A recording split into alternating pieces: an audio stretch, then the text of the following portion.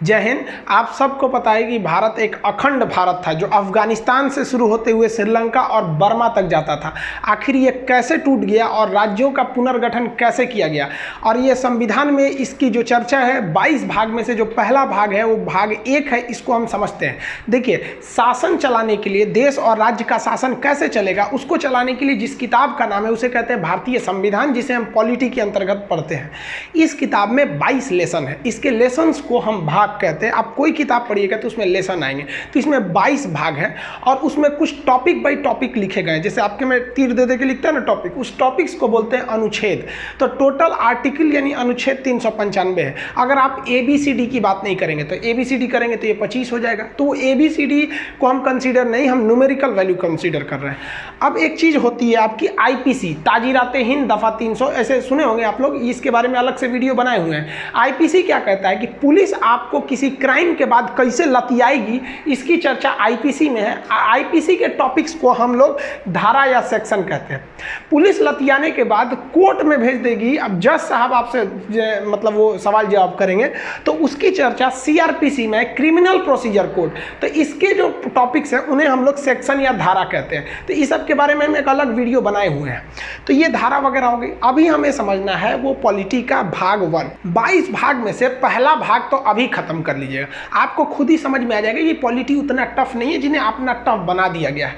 तो भाग 1 जो है, इसमें क्या एक ही भाग में क्या पूरे के पूरे 395 अनुच्छेद तो आएंगे नहीं, कुछ ही अनुच्छेद आएंगे भाग संख्या 1 में। तो भाग 1 में हम देखते हैं वो कि भाग 1 में जो अनुच्छेद आते हैं यानी टॉपिक आते हैं वो 1 से 4 तक आते हैं। यानी भाग 1 कंप्लीट कर लिए तो 1 से 4 तक आप समझ जाएंगे, और इसी को समझेंगे कि कैसे भारत टूटा, अखंड भारत से कैसे अफगानिस्तान टूटा, बर्मा टूटा, बांग्लादेश और पाकिस्तान कैसे सब अलग हो गए। इस जो भाग 1 का नाम है, एक्चुअली संविधान जो था ना वो इंग्लिश में लिखा गया था, बाद में उसे हिंदी में ट्रांसलेट किया गया था। तो भाग 1 का नाम है यूनियन एंड इट्स टेरिटरी। जो संघ है वो भारत का एक जो संघ है और उसका क्षेत्रफल कहाँ कहाँ तक है, राज्य क्षेत्र मतलब एरिया कहाँ कहाँ तक है जहाँ भारत के नियम लगेंगे। तो ये तो चैप्टर 1 की बात हो गई। अब इसमें क्या क्या लिखा गया है वो अनुच्छेद के हिसाब से। तो पहला अनुच्छेद यानी फर्स्ट आर्टिकल में क्या लिखा गया है, तो इसमें 3 बातें लिखी गई हैं। पहले आप नॉर्मली तीनों बातों को समझिए। अनुच्छेद 1 यानी आर्टिकल 1 में पहली बात जो लिखी गई है, भारत राज्यों का एक संघ है यानी यूनियन है। भारत, यहाँ पे ना इंडिया और भारत दोनों शब्द है, लिखा गया है कि इंडिया यानी भारत। तो सुप्रीम कोर्ट में भी यह पिटीशन किया गया था कि भारत का नाम इंडिया से हटाकर भारत कर दिया जाए, क्योंकि हर जगह भारत का प्रयोग होता है। हम कहते हैं भारत माता की जय, नहीं कहते हैं इंडिया माता की जय। हमें भारत रत्न दिया जाता है। राष्ट्रीय गान में भी जनगण मन अधिनायक जय है, भारत भाग्य विधाता। हर जगह ही आप जहां भी देखेंगे वो भारत ही प्रयोग ज्यादा होता है। तो सुप्रीम कोर्ट ने कहा कि यह फालतू का पिटीशन है। सुप्रीम कोर्ट ने कहा कि इसका कोई औचित्य नहीं है, क्योंकि संविधान में ऑलरेडी कह दिया गया इंडिया डेट इज भारत, तो दोनों ही नाम कंसीडर है आपके भारत के लिए। तो भारत जो है वो देश नहीं है, यहां क्या कहा गया है, यूनियन ऑफ स्टेट, राज्यों का एक संघ है। अब संघ और फेडरेशन में कुछ अंतर होते हैं, पहले उसे समझ जाइए। देखिए, हम लोग फेडरेशन में नहीं आते हैं, हम लोग आते हैं यूनियन में। 3 चीजें होती हैं, एक होता है कॉन्फेडरेशन, एक होता है फेडरल और एक होता है यूनियन। तो हम लोग आते हैं यूनियन में। कॉन्फेडरल उसे कहते हैं परिसंघ हिंदी में, जिसमें छोटे छोटे राज्य आपस में जुटकर और अपनी थोड़ी थोड़ी शक्तियां केंद्र सरकार को देकर एक देश का निर्माण करते हैं। यह परिसंघ बड़ी कमजोर होता है, इससे कोई भी देश आसानी से अलग हो जाते हैं। लेकिन फेडरल थोड़ा सा अलग होता है। फेडरल में राज्य मिलकर एक देश का निर्माण करते हैं और हर राज्य जो होते हैं वो अपनी कुछ शक्तियां देश को दे देते हैं और कहते हैं कि भाई साहब आप इन शक्तियों का प्रयोग करिए। लेकिन फेडरल और कॉन्फेडरल दोनों में देखिए, कॉन्फेडरल का ही थोड़ा सा सभ्य रूप, थोड़ा शक्तिशाली रूप फेडरल है। फेडरल में कोई भी राज्य उस देश से अलग हो सकता है, और यूनियन एक ऐसा देश होता है जिसमें राज्य अलग नहीं हो सकते। तो मेन यही अंतर है कि फेडरेशन वह राज्य होता है जिसमें कोई भी राज्य अलग हो सकते हैं उस देश से। यूनियन एक ऐसा देश होता है जिसमें कोई अलग नहीं हो सकता। कॉन्फेडरल ऐसा होता है जिसमें जब मन तब अलग हो सकते हैं। तो भारत फेडरल नहीं है, भारत एक यूनियन है। यहाँ के कोई भी राज्य भारत से अलग नहीं हो सकते हैं। जम्मू कश्मीर एड़ी चोटी लगाते रह गया, उसे समझ में आ गया कि अलग होने वाले रहे नहीं है, चाहे वो 7 सिस्टर के लोग हो जाए, जो राज्य पहले थोड़ा सा मांग उठा था उन लोग का भी। तो यूनियन और फेडरेशन में यही अंतर होता है। अमेरिका देखेंगे तो अमेरिका एक फेडरेशन है और भारत एक यूनियन है। अमेरिका फेडरेशन इसलिए है कि इसके जो राज्य हैं एक समझौता करके एक देश का निर्माण किए हैं, अतः समझौता टूटा तो ये राज्य टूट जाएंगे। कई बार अमेरिका टूटा भी है। अभी जो 50 राज्य है ना, तो आप देखेंगे उन 50 राज्यों का संविधान अलग है, उन 50 राज्यों का झंडा अलग है, उन 50 राज्यों की नागरिकताएं अलग है। तो ये देखिए हम यहाँ पे 50 राज्यों का झंडा लगा दिए, जैसे यहाँ पे अलास्का का है, एरिजोना का है, यहाँ पे कई राज्य हैं, इसके टेक्सास है, जॉर्जिया है। तो सब राज्यों का झंडा अलग है, करेंसी एक ही रहेगी, फ्लैग वगैरह अलग रहते हैं। तो ये फेडरेशन है। अगर कल को चाहता है फ्लोरिडा, जैसे ये फ्लोरिडा यहाँ राज्य है, इसका झंडा इस टाइप का है, चाहेगा कि अमेरिका से अलग हो जाए तो समझौता तोड़ के अलग हो सकता है फेडरेशन। लेकिन ये फेडरेशन पढ़े लिखे लोगों में सफल होता है, अनपढ़ लोगों में ये फेडरेशन सफल नहीं हो पाएगा। तो भारत ने देखा कि अगर हम फेडरेशन बनाएंगे, भारत को संविधान वालों ने देखा तो यहाँ 75 ठो भाषाएं बोली जाती हैं, अलग अलग रहन सहन है। उत्तर भारत में लुंगी का प्रचलन नहीं है, दक्षिण भारत में लुंगी एक महत्वपूर्ण प्रावधान उन लोग का होता है, कपड़े में गिना जाता है। जबकि उत्तर भारत राजस्थान में देखेंगे तो पगड़ी है, पंजाब का अलग है। तो उन्होंने देखा कि भाई अगर हमने फेडरेशन बना दिया तो आगे चल के ये अलग हो जाएंगे, इसलिए भारत ने फेडरेशन न चुन के भारत ने यूनियन बनाया। यूनियन को भी हिंदी में संघ कहते हैं, फेडरेशन को भी हिंदी में संघ कहते हैं। इसलिए अगर आपसे क्वेश्चन पूछेगा भारत राज्यों का क्या है, तो ऑप्शन डी पे लिखा होता है संघ, उसे मत मारिएगा। ऑप्शन बी पर लिखा जाता है यूनियन, तो उसे मारिएगा, क्योंकि संघ की तो दो इंग्लिशें होती हैं, फेडरेशन भी होता है, यूनियन भी होता है। लेकिन भारत में एक एक्सेप्शन था, अब नहीं है। जैसे जम्मू कश्मीर भारत में था, लेकिन उसका संविधान था, उसका अलग एक झंडा था, उसकी अलग एक नागरिकता थी जो 370 के तहत थी। वो एक अलग टॉपिक है, उसमें समझा देंगे आपको कैसे हटाया गया था। ये जम्मू कश्मीर का झंडा था, अब जम्मू कश्मीर का झंडा खत्म हो गया, अब पूरे भारत में हो गया। तो अब भारत पूर्णतः यूनियन हो चुका है, यहाँ के कोई राज्य अलग नहीं हो सकते, ये अलग हो सकते हैं। और ये शुरू में तो और कमजोर था यहाँ का नियम कानून, तो वो कॉन्फेडरल था। कॉन्फेडरल फेडरल से ही कमजोर होता है। आप एक ऐसे एग्जाम्पल में समझिए, हम एक दीवार बना रहे हैं, नॉर्मली ईंटा साज दिए, यहाँ कोई सीमेंट का प्रयोग नहीं किए, तो सबसे कमजोर दीवार होगी। जब मन तब कोई ईंटा खींच सकते हैं, यानी एक इसको देश समझिए तो ईंटे को राज्य समझिए, आराम से निकल जाएगा। तो ये कॉन्फेडरल है, परिसंघ है, ये सबसे कमजोर होता है। अभी ये दुनिया में कहीं नहीं देखने को मिलता है। लेकिन इसी ईंट के बीच में अगर हम सीमेंट लगा के जोड़ दें तो ऐसी दीवार बन जाएगी। तो ये हो जाता है फेडरल यानी संघ, जो अमेरिका है। लेकिन अगर छीनी हथौड़ी से आप थोड़ा सा ठोक ठाक करिएगा तो ये आराम से टूट सकता है। अतः फेडरल में अगर समझौता टूटा तो राज्य टूट जाएंगे। लेकिन अगर इसी राज्य ये ईंट के ऊपर प्लास्टर कर देंगे इस तरह से, अब भाई साहब ईंट से जुड़ा हुआ है, बाहर एक प्लास्टर है, तो वो प्लास्टर भी हो गया, अब तो निकल ही नहीं सकता है। तो सबसे मजबूत जो होता है वो यूनियन होता है। तो भारत यूनियन है, लेकिन हिंदी दोनों का एक ही हो जाता है, संघ, इसलिए कंफ्यूजन नहीं होंगे। तो भारत के जितने राज्य हैं, जो लोग मतलब अब तो कोई भी राज्य ऐसा नहीं कहता कि भारत से टूटेंगे, वो कश्मीर का था मैटर, वो तो सॉल्व हो गया। तो भारत राज्यों का एक संघ है, ये चीज आप समझ में आ गया। हम लोग यहाँ पर आते हैं यूनियन में।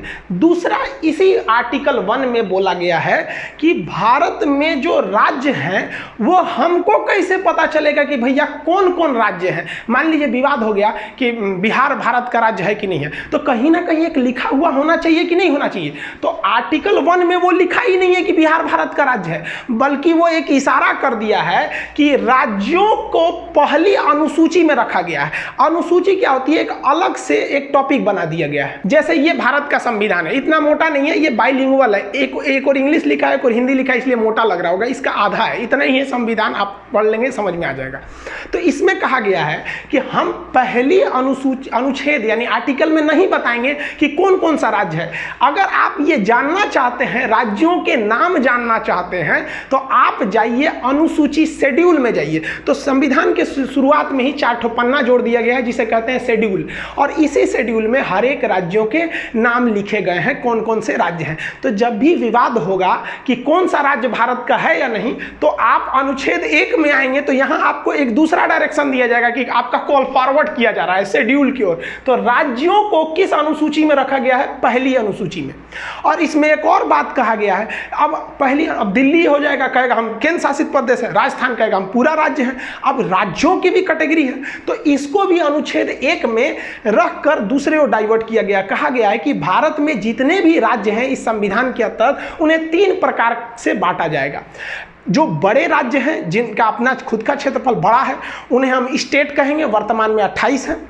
जो छोटे छोटे राज्य हैं लेकिन राष्ट्रीय महत्व के हैं तो उन्हें हम यूनियन टेरिटरी यानी केंद्र शासित कहेंगे। ये दूसरा टाइप का हो गया। अभी 8 केंद्र शासित हैं, आगे समझा देंगे।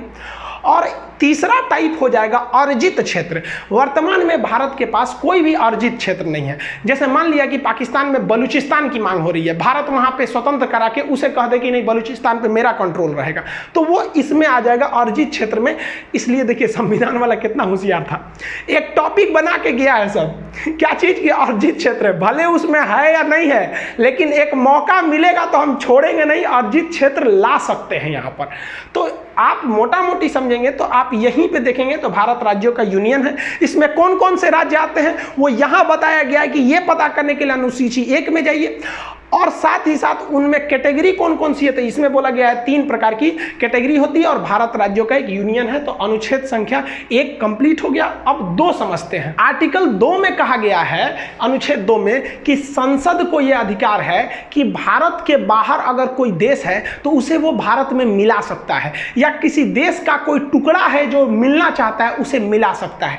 यानी अनुच्छेद 2 कहता है कि संसद राष्ट्रपति के पूर्व अनुमति का मतलब यह नहीं होता है कि राष्ट्रपति से पूछेगा। देश में राष्ट्रपति की उतनी ही अहमियत है जितना परिवार में फूफा जी की अहमियत होती है। वो नाराज हो न हो इससे किसी को फर्क नहीं पड़ता है। तो यहां तो इज्जत देने के लिए भले लिख दिया गया है कि पूर्व अनुमति, लेकिन एक्चुअली में यह होता है उन्हें बस सूचना दे दिया जाता है कि हम फला राज्य को मिलाने जा रहे हैं। सपोज नेपाल बड़ी कूद रहा है यहाँ पर। अब मान लीजिए, हम समझने के लिए बोल रहे हैं भाई, नेपाल के लोग आप बुरा नहीं मानेंगे, हम समझाने के लिए बोल रहे हैं। मान लीजिए नेपाल को लगा कि नहीं भारत में मिल जाना चाहिए, तो संसद राष्ट्रपति को सूचना देंगे, अरे राष्ट्रपति जी पहाड़ी पे बैठा है। कौन पहाड़ी है? भिकना पहाड़ी नहीं, रायसीना की पहाड़ी। तो रायसीना की पहाड़ी पे उनको फोन कर देंगे, मोदी जी राष्ट्रपति साहब जा रहे हैं नेपाल को मिलाने, तो क्या करेंगे? हाँ ना कहिए नहीं सकते, ना कहेंगे तो उन पर महाभियोग लग जाएगा। राष्ट्रपति को प्यार से लतिया देना महाभियोग कहलाता है, अनुच्छेद 61 में है, ये बाद में बताएंगे। तो राष्ट्रपति को सूचना दे दिया जाता है कि हम जा रहे हैं करने के लिए, और उसके बाद संसद उसे आराम से मिला देती है। और ऐसा किया भी गया है। 16 मई 1975 को सिक्किम जो था, ये सिक्किम हम लोग का था ही नहीं, ये एक दूसरा देश था। सिक्किम स्वतंत्र था, इसके ऊपर था तिब्बत। चाइना ने तिब्बत पर कब्जा कर लिया 1959 में, और यहाँ के लोगों को इतना कूचा, और परिवार में 4 आदमी है ना, तो एक को उधर भेज दिया, एक को इधर छितार दिया यहाँ पर। और तिब्बत में तिब्बत के लोगों की कमी हो गई, तो तिब्बत से कभी मांग ही नहीं उठती है स्वतंत्र करो हमें। तो सिक्किम देखा कि ससुरा हमरो कब्जा कर लेगा, हम तो अपने इतनी चुकी हैं, हमको मारेगा तो खत्म हो जाएंगे। तो भारत से कहा कि हम आप में मिल जाते हैं, लेकिन आप ऐसा तो नहीं कीजिएगा कि हमारे 4 आदमी के परिवार है तो एगो को केरला भेज दीजिए, एक को राजस्थान, 2 को अंडमान भेज दीजिए। तो भारत ने कहा कि देखिए भाई, हम वसुधैव कुटुंबकम के रहने वाले हैं, यदि आप हमारे में मिलेंगे तो आपको वो सारे अधिकार दिए जाएंगे जो भारत के अन्य जितने राज्य हैं उन्हें ये अधिकार प्राप्त हैं। तो इस प्रकार सिक्किम राजी हो गया। तो 16 मई 1975 को सिक्किम भारत का 22वां राज्य बन गया। समझ में आ गया कि नहीं आ गया? लेकिन सिक्किम डायरेक्ट नहीं बना था, सिक्किम उसके लिए कुछ काम किया था। पहले वो ट्राई किया था कि भारत में हमें रहना ठीक है कि नहीं। तो इसके लिए संविधान में 35वां संशोधन किया गया 1974 में, और सिक्किम को एक सह राज्य बनाया गया कि वो ना मेरा राज्य है ना पड़ोसी है, वो विदेशी है लेकिन हमारी तरह एकदम सह राज्य, मतलब एक साथ को स्टेट की तरह व्यवहार करेगा। और इसके लिए संविधान में एक स्पेशल अनुच्छेद जोड़ा गया था, अनुच्छेद 2 का ए। लेकिन बाद में सिक्किम के लोगों को लगा कि नहीं, ये तो भारत एकदम हमारी तरह है, तो सिक्किम को अगला संशोधन करके 36वां संशोधन 1975 में करके सिक्किम को भारत का 22वां राज्य बना दिया गया। आज सिक्किम के लोगों, हम सब सिक्किम के लोग भी को पता है कि उनके साथ कोई भेदभाव नहीं किया जाता है। हम लोग भी जब इलाहाबाद में पढ़ते थे तो 1-2 दोस्त हम लोग के थे सिक्किम के, कोई भेदभाव नहीं किया जाता। वो लोग भी एकदम भारत को अपना समर्पित रहते। ये भारत है, यहाँ जो आएगा वो इस जमीन को चूमेगा। जो यहाँ आया वो इस सौभाग्य हम लोग का, जो इस पावन धरती पर हम लोगों ने जन्म लिया। तो सिक्किम भारत का 22वां राज्य बन गया। तो अनुच्छेद 2 क्या कह रहा है? विदेशी राज्य को भारत में मिला लो। अब अनुच्छेद 3 क्या कहता है? भाई, एक तो कह दिया भारत राज्यों का यूनियन है, 2 कह दिया विदेशी को मिला लो। और अनुच्छेद 3 कहता है कि कि संसद वर्तमान में भारत में जितने राज्य हैं उनमें तोड़ फोड़ कर सकता है। यानी किसी राज्य का नाम बदल सकता है। कभी देखिए ना, कलिंग से हो गया उत्कल, उड़ीसा, ओडिशा, कई बार नाम चेंज हो जाते हैं, सब अक्सर नाम चेंज हो जाते हैं। उत्तर प्रदेश का पहला नाम था यूनाइटेड प्रोविजन, मध्य प्रदेश को सेंट्रल प्रोविजन। तो संसद किसी भी राज्यों के नाम बदल सकती है, उन्हें सीमा बदल सकती है। यानी यूपी से कुछ काट के मध्य प्रदेश को दे सकती है, बिहार से कुछ काट के बंगाल को दे सकती है। तो सीमा भी बदल सकती है, नाम भी बदल सकती है, और बिना उस राज्य के सहमति, तुम घुसियाए हो चाहे कुछ किए हो, इससे मतलब नहीं है। संसद केवल एक फॉर्मेलिटी निभा देती है कि राष्ट्रपति के पूर्व अनुमति से, राष्ट्रपति से कहती है सुनिए राष्ट्रपति साहब, आप राज्यवा को फोन कर दीजिए तो कि हम तोरा तोड़ने जा रहे हैं। याद करिए तेलंगाना के लोग, राष्ट्रपति ने आंध्र प्रदेश से कहा था कि हम आपको तोड़ना चाहते हैं तेलंगाना में 2 भाग में। आंध्र प्रदेश के लोगों ने, वहां की असेंबली ने इसका पूरा विरोध किया था। असेंबली से पास नहीं हुआ था कि हमें तोड़ा जाए, लेकिन 2014 में चूंकि इलेक्शन थे और डिमांड था वहां पर, तो इसलिए वो राज्य तुम जाओ उससे कोई मतलब नहीं है। ये यूनियन है, यूनियन में केंद्र को ज्यादा शक्ति है। और संसद ने साधारण बहुमत यानी 50% से पास कर दिया कि आंध्र प्रदेश को तोड़ा जाएगा। आंध्र प्रदेश टूट गया। तेलंगाना में आंध्र प्रदेश के लोग चिल्लाते रह गए, काहे तोड़ा, तेलंगाना टूट के अलग हो गया। तो अनुच्छेद 2 कहता है कि विदेशी को मिलाइए, और 3 कहता है जो मिलल है तो उन्हें को घोर घार के थूर थार के जैसे करना है करिए, बिना उस राज्य की अनुमति के। इसके कुछ छोटे छोटे एग्जाम्पल देखिए। मध्य प्रदेश से तोड़ दिया गया छत्तीसगढ़ को 1 नवंबर सन 2000 को। उत्तर प्रदेश से तोड़ दिया गया उत्तराखंड को 9 नवंबर सन 2000 को। और बिहार से तोड़ दिया गया झारखंड को सन 15 नवंबर सन 2000 को। और जम्मू कश्मीर के लोग चिल्ला रहे थे 370। अरे भाई साहब, आप पढ़े, क्लास काहे नहीं किए? असल में उस समय हम यूट्यूब पर क्लास नहीं लेते थे। अगर यूट्यूब पर क्लास लेते ना तो उन लोग को पता रहता कि भाई साहब इतना मत कूदो, क्योंकि अनुच्छेद 3 कहता है कि बिना राज्य की अनुमति है तुमको तोड़ देंगे। तो जम्मू कश्मीर के लोग जो कहते थे कि हम अपना देश बनाएंगे, अरे भाई साहब अब तो आप राज्य भी नहीं रहे, केंद्र शासित हो गए। यही हो गया भाई साहब। हिटलर ने भी क्या कहा था कि जनता को इतना न चूस दो कि जिंदा रहने को ही वो अपने लिए विकास समझे। बस यही हुआ। जम्मू कश्मीर के लोग कहते थे कि हम देश बनाएंगे, मोदी जी ने ऐसे में काम किया, उनको राज्य भी नहीं छोड़ा। तो आज लोग कहते हैं नहीं हम देश अब छोड़े, अब हमको कम से कम राज्य बना दीजिए। अरे बाप रे भाई, मैं मोदी बैठल है। जो व्यक्ति पत्नी से नहीं डरा ना, दुनिया में किसी से नहीं डरेगा। देखिए अब इसी में ना एक और विवाद चालू हुआ था, आपको पता होगा बेरूबरी यूनियन केस 1960 में क्या हुआ था। बेरूबरी पश्चिम बंगाल का एक गांव था, वहां से एक केस किया गया था भारत के ऊपर। क्या केस था तो देखिए इसकी शुरुआत कैसी हुई। ये भाई साहब सीरियल रेडक्लिफ, ये भारत के विभाजन करने आए थे। 2 दिन में भारत का विभाजन करके रख दिया ये आदमी। सोचिए, ये भारत को कभी जानता नहीं था कि यहाँ कई तरह की भाषाएं बोली जाती हैं, यहाँ कई धर्म रहते हैं, धर्म के नाम पर यहाँ कितनी लड़ाइयाँ लड़ी जाती हैं आज़ादी से पहले से लेकर आज तक में। ये आया टेबल पे भारत का नक्शा रखा और काटना चालू कर दिया। यहाँ से ले लिया, इसने कहा कि भाई साहब ये वाला रहेगा, ये इधर से, ये इधर पाकिस्तान, एगो इधर खींच दिया, ये हो गया बांग्लादेश। इसी का नाम हो गया कि सीरियल रेडक्लिफ, जिसे आप शॉर्टकट में रेडक्लिफ लाइन कहते हैं। इसने कैसे किया तो नक्शा लिया भारत का, जितने इधर पुलिस स्टेशन थे ना, सारे पुलिस स्टेशन पे ऐसे डॉट डॉट बनाया, सबको खींच दिया। कहा कि लो इधर वाला पाकिस्तान, इधर तुम, इधर भी कहा अच्छा इसको भी बांटना है, पूर्वी पाकिस्तान को भी, कोई दिक्कत नहीं। सारा पुलिस स्टेशन को मिलाया, घचाक से एक लाइन खींच दिया, हो गया। पता चला किसी का घर इंडिया में रह गया, खेत बांग्लादेश में चल गया। किसी का दुआरा इंडिया में है, आंगना चल गया बांग्लादेश में। अजब अजब कांड करके चल गया। अरे भाई इनका अपना रहता तब ना समझ में आता, यही कांड हो गया। इसमें सबसे फेमस हो गया बेरूबरी। बेरूबरी क्या था तो वो भारत में था, यहाँ बांग्लादेश में था, यहाँ पर भारत में। लेकिन इसको ना रियल में जाना चाहिए था बांग्लादेश में, क्योंकि यहाँ सारे लोग मुस्लिम थे, लगभग 90% से ज़्यादा लोग मुस्लिम थे। और बांग्लादेश में भी कुछ ऐसे जगह थे जहाँ पर 90% से ज़्यादा लोग हिंदू थे। इन्हें आना चाहिए हिंदुस्तान में और इस जमीन को जाना चाहिए बांग्लादेश में, ये होना चाहिए। तो भारत ने सोचा कि एक काम करते हैं, बदला बदली कर देते हैं। कहते हैं कि भाई वो मेरी ज़मीन है, तुम रख लो और वहाँ के लोग को यहाँ भेज दो। ये तुम्हारी ज़मीन है बांग्लादेश, इसे हम रख लेते हैं, यहाँ के लोगों को तुम रख लेते हो। तो कितना अच्छा था। लेकिन जब ये मामला गया तो सुप्रीम कोर्ट में नेहरू जी ने, उस समय नेहरू जी प्रधानमंत्री थे, उन्होंने सोचा कि आराम से करा लेंगे। खान सर तो बताइए किए हैं कि संसद कुछ भी कर सकती है, राज्यों के नाम परिवर्तन सीमा कर सकती है। लेकिन भाई साहब खान साहब से ज़्यादा होशियार है सब सुप्रीम कोर्ट का जज।